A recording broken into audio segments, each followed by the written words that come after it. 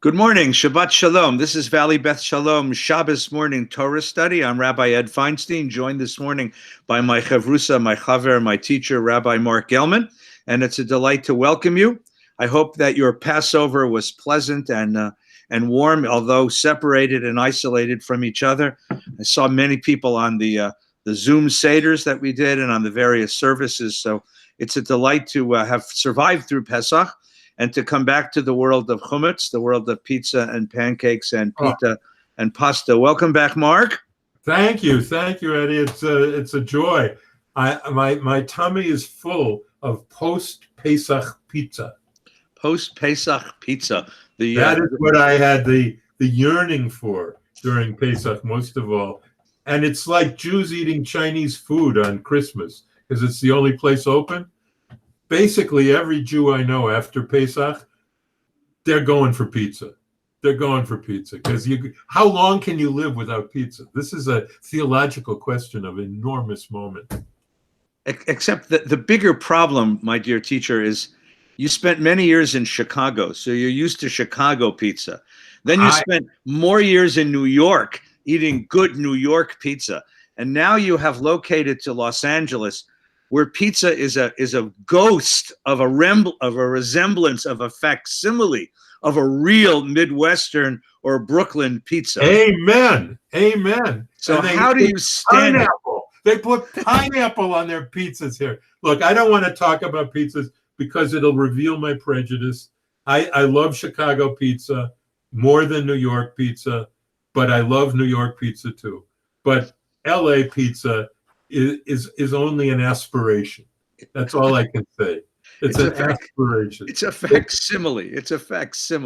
Well, welcome. I'm glad we can be together. This morning, as you know, talk about on this Shabbos. Well, this Shabbos is an important Shabbos. The parsha this morning is Parshat Shmini, which is in the middle of the book of Leviticus, and we will have a moment to mention. It's in the middle of the whole Torah. Middle of the Torah. Right. The tabernacle has been created. The priests have been sanctified.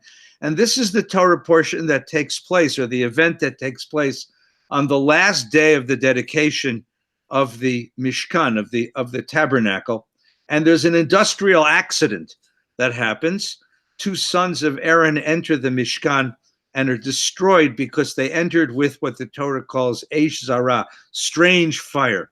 And there's a long conversation, as you know, in the text about what that constitutes and why it is that this comes down, this happens, and Moses seems to have nothing to say about it. There's a silence on Moses' part. There's a silence on Aaron's part. In a certain sense, the Torah covers it up because we don't get another reference to it for 3 more weeks when there's a Torah portion called Acharei Mot, when we come back to it. And that is one of the mysteries, because it's one of only 2 narrative sections in the entire book of Leviticus. So as we start this Torah portion, what is Eish Zara? What was the sin of Nadab and Nabihu that caused their destruction? Nobody knows, Eddie. I mean, you know the theories that the rabbis propound. One is that they were drunk and that they approached the sacred environs of the Holy of Holies and the inner sanctum of the temple without proper purification. In this time of the plague, I think Eish Zara has real new meaning. It has real resonance. It's a strange fire. I mean, here people somewhere were experimenting, maybe, that's the newest theory, with viruses, and this is Eish Zara. It's strange fire. It means things that God didn't intend to be in the world. When I was working on medical ethics with Moshe Tendler from Yeshiva University, we had a similar view about cloning, that there's certain things that God just doesn't want us to mess with in the natural world. And this whole thing could have happened because we were trying to manipulate nature, and that is Eish Zara, this strange fire. We're allured, that we have the allure of the fire, that, doing this may help us find vaccines or this or that. or maybe weapons, but it's strange fire. It's not what God intends.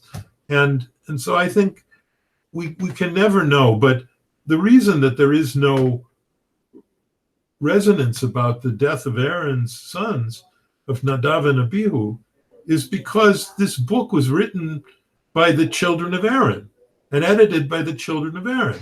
So they were very sensitive and embarrassed. Eddie, they were embarrassed by these anti-Aaronide texts. And they had two big ones. One was the golden calf, which reflects badly on Aaron, but they couldn't get rid of it because everyone knew that story.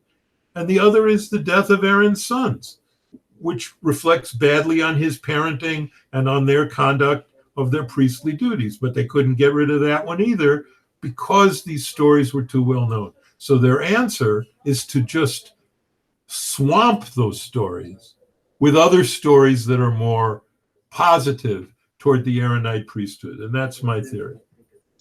And what's even stranger is the response of Moses in the story, witnessing the death of his two nephews.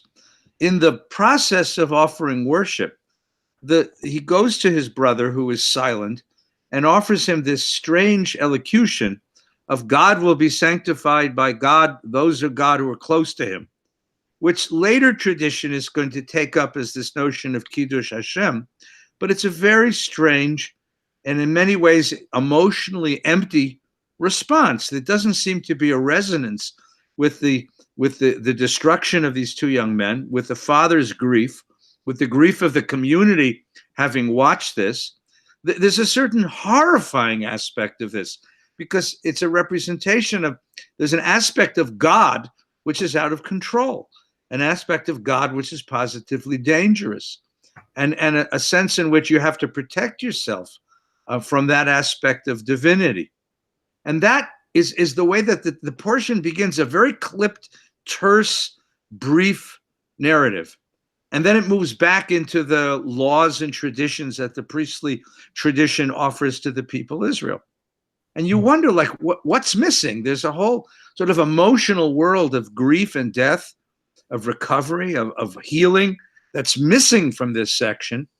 3 weeks from now, when we open Acharei Mot, it's again a series of laws having to do with the purification of the altar, but no emotional response to a complete human tragedy that takes place. I think you may be underestimating the text. There is a 2-word description of Aaron's reaction that I think does include emotional depth. And it is in Hebrew, Vayidom Aaron. Vayidom Aaron. After the death of his sons, Aaron was silent, because Aaron was silent.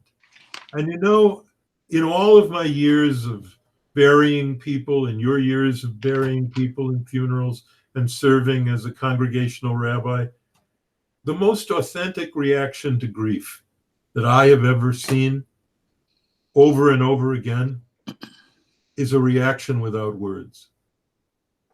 It's the people who try to explain it in words. It's the people who try to give reasons for it that are most unsatisfying when you experience real grief. And I think we see that with the plague, with the coronavirus going on now. There's been no one who's written a definitive kind of redemptive tale about it. No one who's been inspiring about it, really. The major reaction to it is silence. Now, I'm going to be on an internet big deal that Oprah's organizing. Now they moved it to Shabbos for May 1st and 2nd. It's called a Call to Unite. And if you want to get on it and see it, it's with Deepak Chopra, Yo-Yo Ma, and a whole bunch of people. And, they asked me to be a part of it. And I said, I'm not worthy. Eddie Feinstein's worthy. And they said, he's really not that worthy. And so that was it for you. But basically, I hope that during that Shabbos, which I recorded my piece ahead of Shabbos, I hope that somehow there's some enduring spiritual uplift, because I haven't seen it in this virus. So Vayidom Aaron, to be struck dumb by death, I think that's very deep, Ed. Except, wouldn't you have wanted Moses to say a word to his brother? Just a word of I'm here with you, I'm for you. There's a sort of perfunctory answer. It's very cryptic. It's very strange about God being sanctified and getting glory before the people, and you just it's not Aaron's fault. I mean, Aaron is reacting like a father who has seen this Yeah. horrible tragedy, but it's Moses. Where's Moses in this? Okay. Well, what if the truth is that Moses was not emotionally deep, that he was a great leader? What if he was like Patton? What if he was like an enormously talented general, but he wasn't really soft or fuzzy or fellow feeling? What if those weren't his strengths? I'm trying to think of the stories we have of Moses in Exodus, and I don't really see that he ever breaks down. He doesn't break down when he's exiled from Egypt. He doesn't break down when he has to leave his wife. He doesn't ever really break down. He's a tough cookie. I think that's the way I would say it. Or is his response in some ways parallel to Aaron's response, and that there's certain tragedies so profound that you're really left with only your physical presence, with only your emotional, spiritual presence, and words at this point sort of fail us all. Well, and that would connect us to the holiday of the week, which is Yom HaShoah, the holiday of the Holocaust, where, except for Paul Celan and Wiesel and a few other people, Frankel and others, there's really no words. There are no words to help us get through what the Holocaust means and whether it should even be a holiday. What are your thoughts on that, Ed? So this coming week is a unique week. I guess they all are, but a unique week in the calendar of the Jewish people, because we're going to have two holidays, one basically a week apart. On Monday night and Tuesday, Yom HaShoah, which is the day we will commemorate the Holocaust, the Shoah, was a day chosen by David Ben-Gurion and the Israelis shortly after the war. It was supposed to be Hayom HaShoah U'Gvura. It was the day that the Warsaw Ghetto fell. And it was a day that represented not just a commemoration of the destruction of the Shoah, but also a commemoration of the bravery of the Warsaw Ghetto fighters and all of those who resisted the Nazis. And then a week later, we have Yom HaZikaron, the Israeli Memorial Day.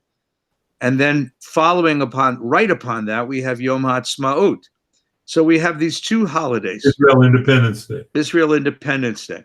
That represent the two principal historical moments of the 20th century. These moments are big enough, momentous enough, that we recognize that there's a deep religious significance to them, but we haven't yet figured out exactly how to commemorate them, how to celebrate them, and what's more important, we haven't figured out what's the message of these holidays. I mean, contrast this with the Passover holiday we just finished. The rabbis could have chosen any number of themes that came out of the experience of the Exodus. It's remarkable, for example, that of the 5 or 6 items on your Seder plate, only one of them is bitter. The experience of slavery was specifically played down in the telling of the Pesach story, because the Pesach holiday becomes a celebration of, Pesach, God passing over our homes, God redeeming us from Egypt, the moment of redemption, and the whole Seder climax is on the other side of the Red Sea, when we recognize that we're free, that Pharaoh isn't chasing us, and that we sing Dayenu for all of the miracles that brought us to that moment. I know that's your favorite Pesach song. So. We know about that. But here's the problem with that theory, which is a beautiful theory. In the Pesach narrative, we go from slavery to freedom. And that is God's intention. But to connect Yom HaShoah with the ugvura, with the creation of Israel, to me is an obscenity. It's a theological obscenity. I can't even begin to consider it, because what is it saying? It's saying 6 million Jews were killed, but it's okay because at the end we got the state of Israel, which we wouldn't have gotten if it weren't for the Holocaust. That's the argument. And that argument is obscene. That argument is obscene. To say that we should, that the state of Israel is worth 6 million Jewish victims? No, I can't say that. I don't believe that. And I don't believe that God was involved in betraying us in the Holocaust. And I don't believe that God was responsible for the creation of the state of Israel. So for those reasons, I am a big resistor of the connection of these holidays.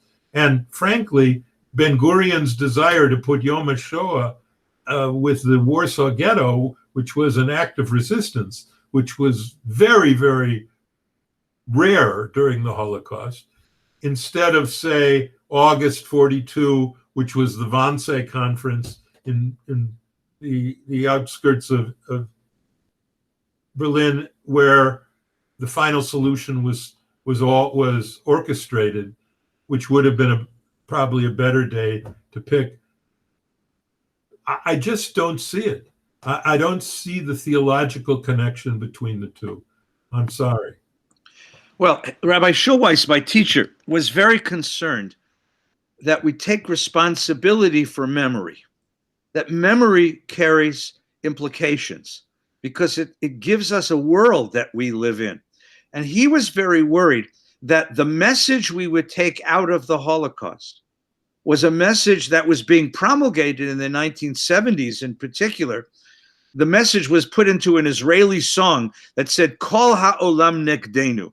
The whole world is against us. Yep. Every goy is a Jew hater. Every corner has a destructive, turn every corner, you'll find destruction. And Schulweis strongly resisted that. In fact, he had a really interesting conversation, a literary conversation with the novelist Cynthia Ozick. She wrote an article in Esquire magazine with that title, The Whole World is Out to Get Us. And Schulweis wrote a response and said, no, that's the wrong lesson to take out of the Holocaust. Because if you take that lesson out of the Holocaust, you condemn our children to live in a morally closed world. You condemn them to moral cynicism, moral resignation, and a sense that there's nobody in the world that we can rely on as an ally in fighting for justice in the world. And he fought very hard to at least find something redemptive in the narrative of the Holocaust. For him, it wasn't the state of Israel, as you've articulated. For him, it was the presence of Christian rescuers. The Christian rescuers indicated that God didn't die in the Holocaust because there was still evidence of moral courage, of moral altruism, of giving. So the question really is this, Marc. 1,000 years from now, when we sit down to a Holocaust Seder, what's going to be the message of the Holocaust Haggadah? What's it going to say to us? What lessons should we gain from the Holocaust? Well, I think the main lesson that people have created, I mean, Wiesel did it and others, is never again. The lesson of the whole world is against us is not, I think, in fairness, a universally accepted lesson of the Holocaust in the Jewish community. I think never again is sort of the slogan of the Holocaust. And on a more hopeful level, Ani Ma'amin, I believe in the coming of the Messiah. But let me tell you a story about this, why I agree with your teacher. Tom Hartman, the priest, and I, and a friend of ours who was a manufacturer of mammography equipment, we gave, through him, several units several mammography units to Eastern Europe in the mid-90s, right after the fall of the Soviet Union at the end of the 98. And we were in Krakow one day at an installation of one of our mammography units, and a man, Polish farmer, um, came out of one of the rooms with a doctor with his wife, and he was crying because there was a plaque that said, "This mammography unit's donated by our friend and by Rabbi Gellman and by Monsignor Hartman." And he looked at me and he said, "My parents taught me to hate Jews. And I hated Jews my whole life. And now my wife has been diagnosed with early stage breast cancer. And the doctor told me that the only machine in this entire area, in all of Poland, was your machine that could have detected it." So he said, "I'm ashamed of myself and I'm ashamed of my background." And he said, "My question to you is, why would you do it? After all the hatred, why would you do this for us?" And I looked at him and I said, "I think it is because we will either have to continue to hate each other, or we will have to find a way to heal these wounds and learn to love each other again." And I said, "Today seems to me to be a very good day for healing to begin." And we were all crying, and I was crying very deeply. So I think there is a choice, and the Holocaust and Harold understood that, and he understood the choice. We either despair of human goodness, or we look for the sparks of human goodness in the midst of our despair. So you find something redemptive in the story. I do. That our response, if not in the story itself, because it's so dark, it's so brutally dark. Yeah. But that there are sparks of human goodness scattered within that darkness that we need to gather up and we need to teach about, to make that part of the narrative that we teach the next generation.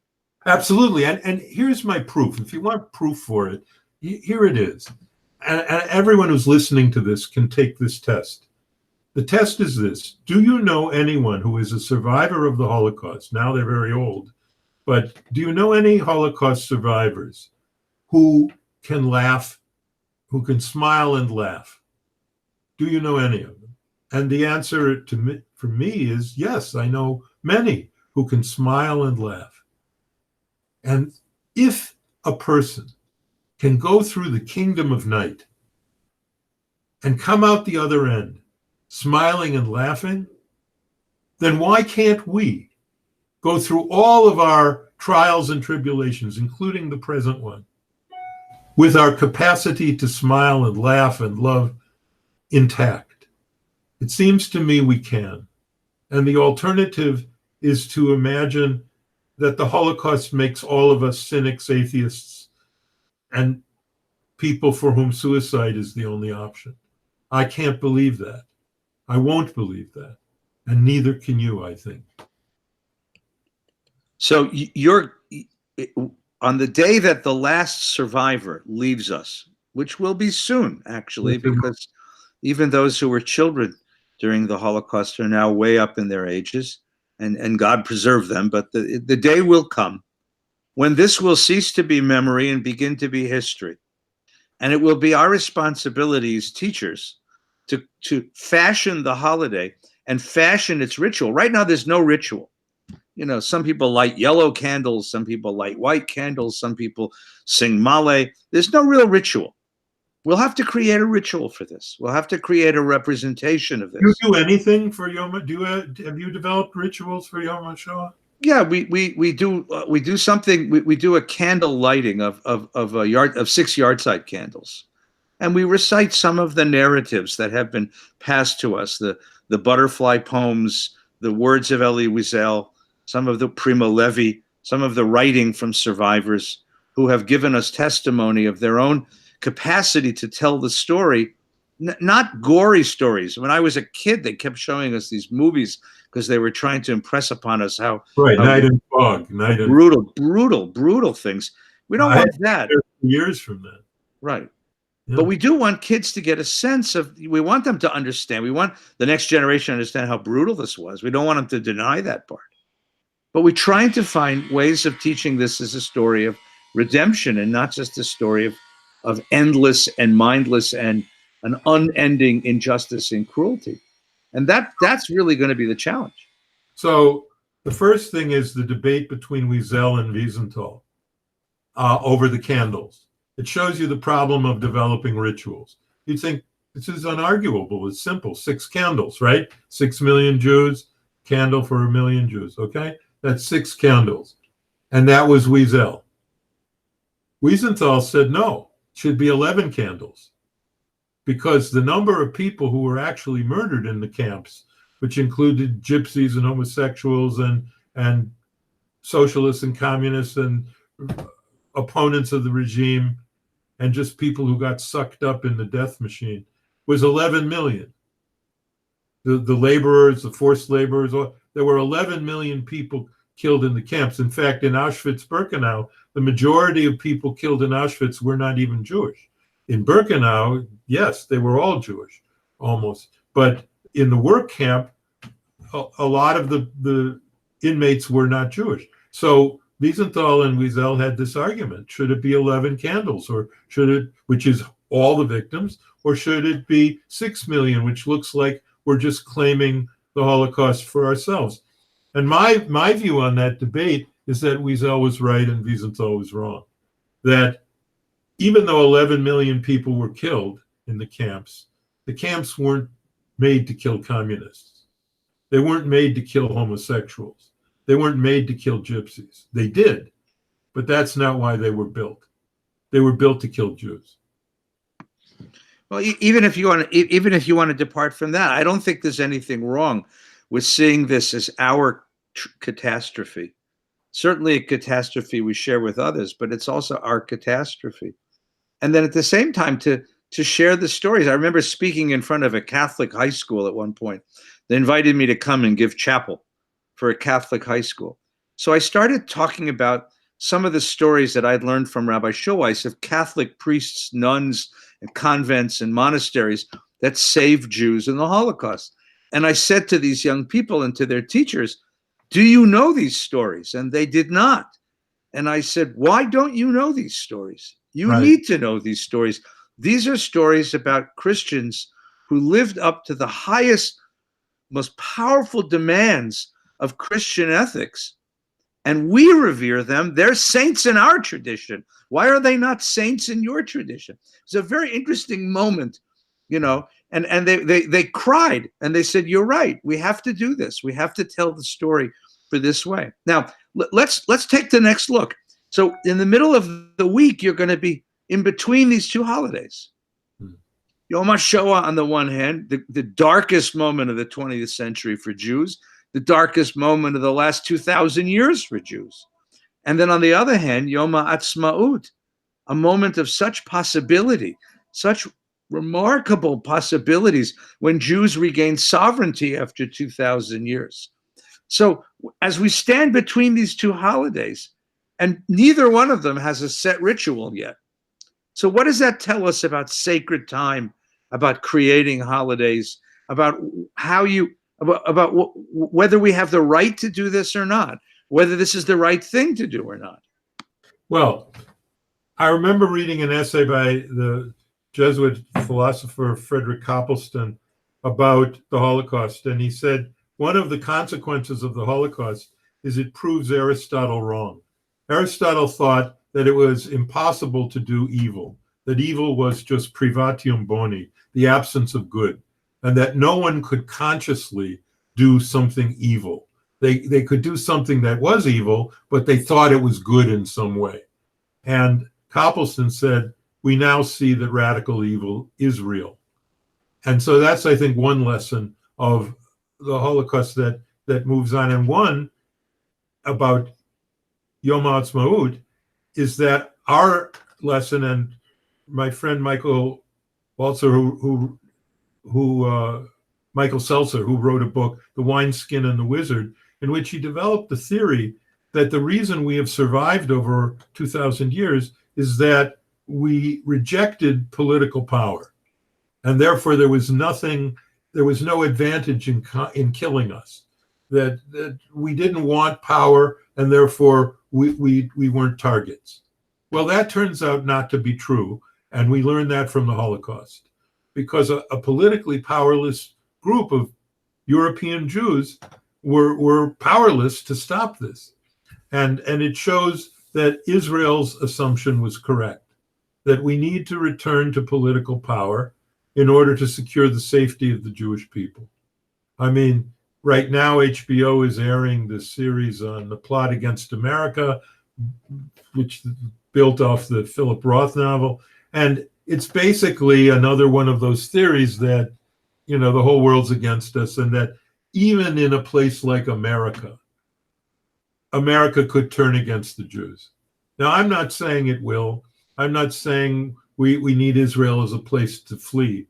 But what I am saying is that the notion that we can build a secure, stable, theologically coherent Jewish life outside of history, the way Rosenzweig imagined it, as completely separated from the cycles of regular history, is profoundly wrong. Profoundly wrong. We need to be in history to defend our people, the bodies of the Jewish people, as Michael Wyshegrad has written about. The sacred body of the Jewish people needs to be protected. And right now, Israel is the great protector, along with America. And we pray for the health of both. So in a sentence or two, how has Israel changed us, changed our Jewish outlook on the world, changed our Jewish attitude? How is Judaism different now that Israel exists? Well, it profoundly attacks the diaspora assumption that we could be Luftmenschen, people of the air. That is, people who are not rooted in a place.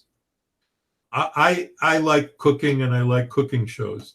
And I look at the cooking shows, and I'm very touched when often, and it is often, someone making a dish somewhere in the world on one of these shows says, this dish is part of our culture. This dish is part of our roots. And we had that too. And it's all disappearing. The food of Eastern Europe, the language of Jews of Eastern Europe, Yiddish, it's all gone. It's all gone. Bagels are now a universal American snack. They're not just Jewish food. And so I think what Israel does most of all is it grounds us. And I mean that specifically. It takes us from the idea that we could be a global citizen of the world, what Obama kept talking about, how we were global citizens, and says, no, you have a culture, and you have a place, a homeland. And that homeland for you is Israel. And that provides roots for us. When Tommy Hartman, my pal, when he went to Ireland, he was connecting with his roots. Now, you say, well, he's Catholic. What does it matter? But that was his culture. Now, Israel has the problem that the European Jewish culture, the Yekisha Ashkenazi culture of Israel, is now a minority culture compared to the Sephardic Jewish culture. And so that's a challenge. In what way is Israel our homeland if it's a Sephardic country as opposed to a European country? And then in what way is it our homeland if Jews can't speak the language of our homeland, if they don't speak Hebrew?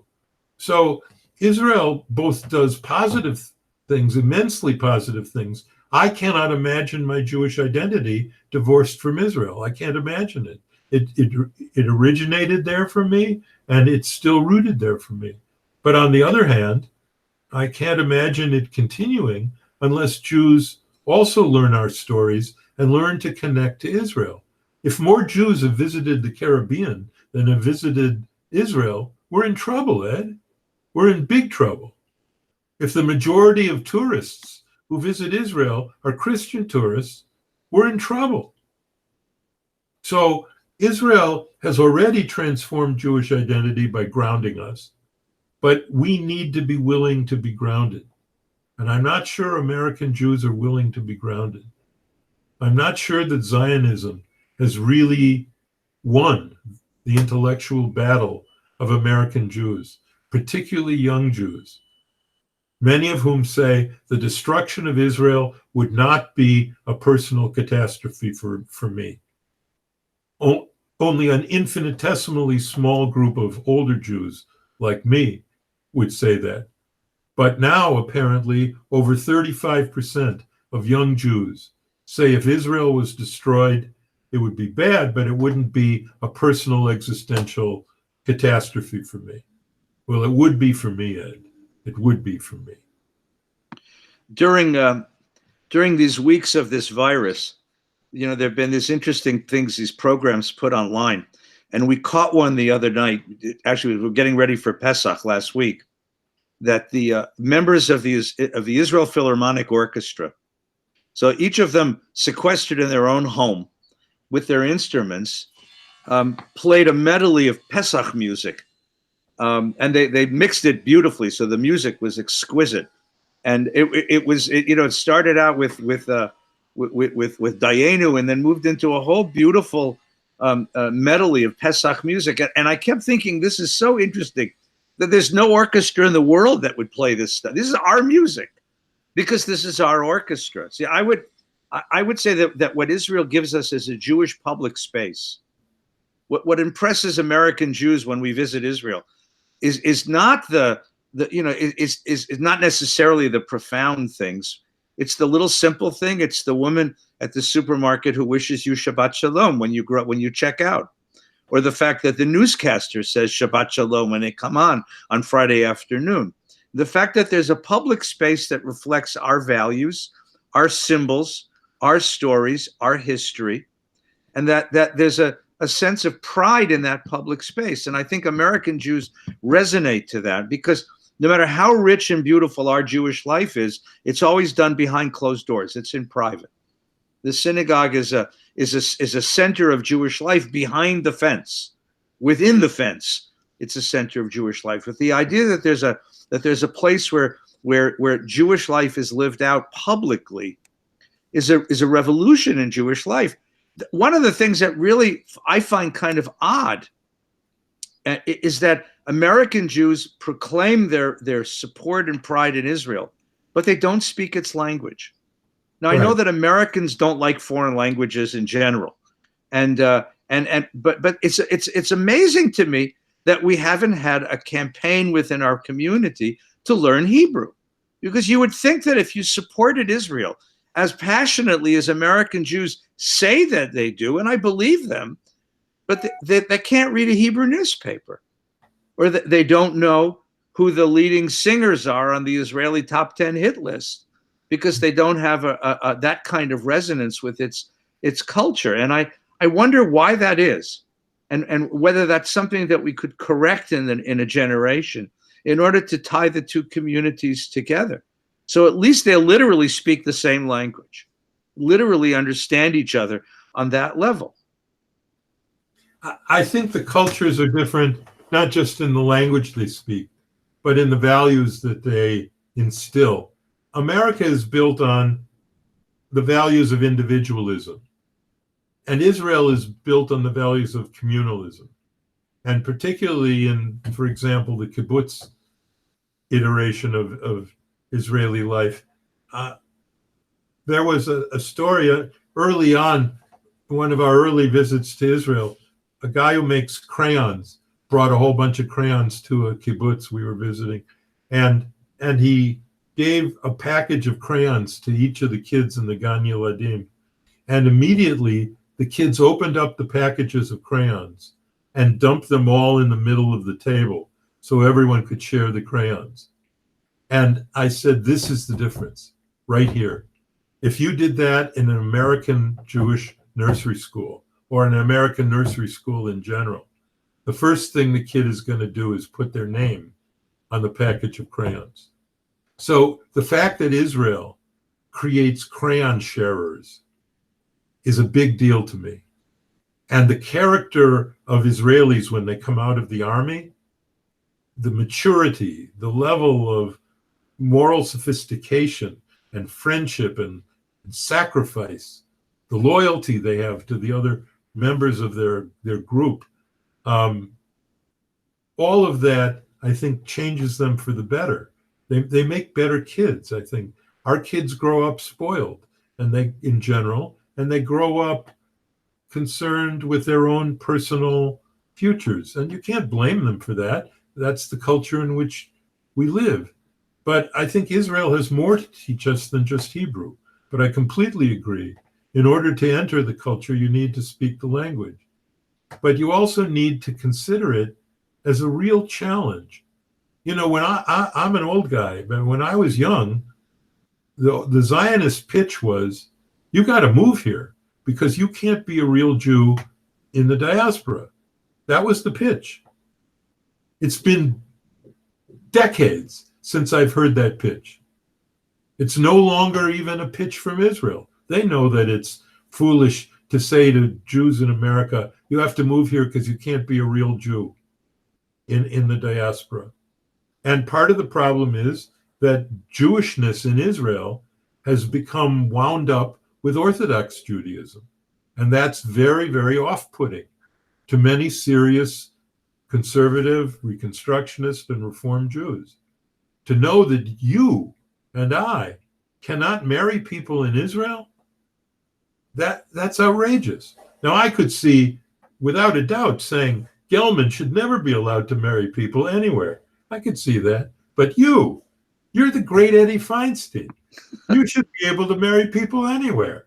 So, I mean, you tell people that, well, I'm not really entitled in the Jewish state to marry couples, or I can't have my daughter pray with me at the wall, even though she can pray with me at my conservative or Reform or Reconstructionist synagogue. These are not easy things to sell, Eddie. These are not easy things to sell. Right. So, but the Jewishness, the complexity of Jewishness among Israelis, very, very important topic. In fact, I'm going to be having a dialogue with a couple of real leaders in the Israeli American community to talk about this soon. The complexity of Jewishness among Israelis, I think is a generational issue. I mean, because my parents were part of a movement that pushed away their Jewishness in order to become Israelis.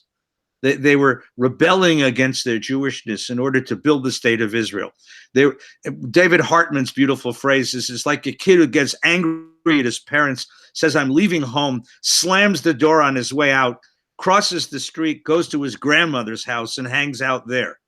It's this running away from certain forms of Jewishness for the purpose of reinforcing a new form of Jewishness. And you see new forms of Jewishness being developed in the state of Israel, which I think is quite promising, really promising. And I don't know, there's a real interesting question in Israel, and this virus has compounded it, about how long the Haredi, the ultra-Orthodox community, can build walls against modernity and against modern Israel, and how long, and the penetration of forms of Jewishness back into Israeli life that didn't exist before. The popularity, for example, of piyut, of traditional religious poetry in Israeli popular music, the presence of institutions of learning. We were at the beach in Tel Aviv a couple of years ago on a Friday afternoon.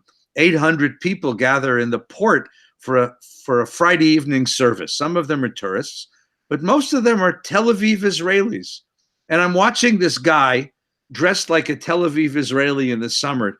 He's got his shorts on and his tank top, and he's got a glass of beer in his hand, and he's got a kid on his shoulders, and he's singing the words to Lecha Dodi by heart, enjoying the music of this Friday afternoon Shabbat, Oneg Shabbat celebration. So I think something's changing in that way.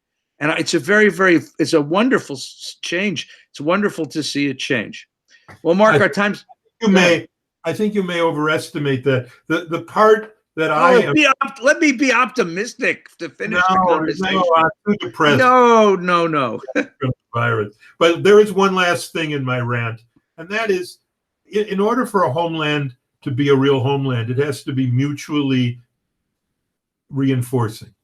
That is, when Irish Catholics came to America, they went to church and they brought the Irish culture into the church and reinforced Catholic identity in America, gave it an Irish or a German Catholic or whatever, it gave it a twist.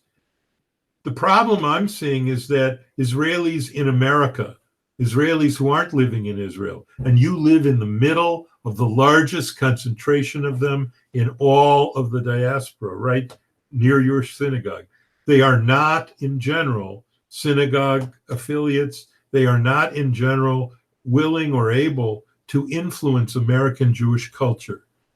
It's really depressing to me, because of how much I love Israel, to see that the influence of Israelis on diaspora culture is so slim. It's so slim. They tend to gather among themselves. Some of them have their own schools, but they're not reinforcing the life of the synagogue, which is deteriorating without their new blood. And I think so it has to be mutually reinforcing. Jews need to reinforce the liberal traditions that are developing in Israel, which you so beautifully talk about, and Israelis in the diaspora need to reinforce an American Jewish culture that needs them. It needs their language. It needs their foods and their customs and their participation. Yeah, so you're exactly right about that. And I'm beginning to see some real interest in that kind of a dialogue. Really beginning to see that kind of a connection. Well, Marc, I want to thank you. Wish you a very good Shabbos. I hope you're staying safe. Everybody in the congregation was very proud to see your words in Golf Digest as the rabbi of residents in Golf Digest, warning golfers to stay healthy and well, because although golf is sacred, the laws of Pikuach Nefesh dictate that one must give up even golf in order to protect one's health and well-being. So Yasher Kochacha on that. Hard to say that, but true. I know. Thank you for your time, and we wish you a very good Shabbos, and to everyone who's listening, a very, very good Shabbos. Shabbat Shalom, and take care. Shabbat Shalom to everyone. Shabbos services begin at 10 o'clock. Following services this morning, a few words from our dear friend, Rabbi Hillel Silverman, on the numbers that inhabit Jewish life. This evening, Havdalah at 8:15. And during the course of the week, please tune in to VBS Live so that we can continue our conversations. Take good care. Marc, thank you. Shabbat Shalom.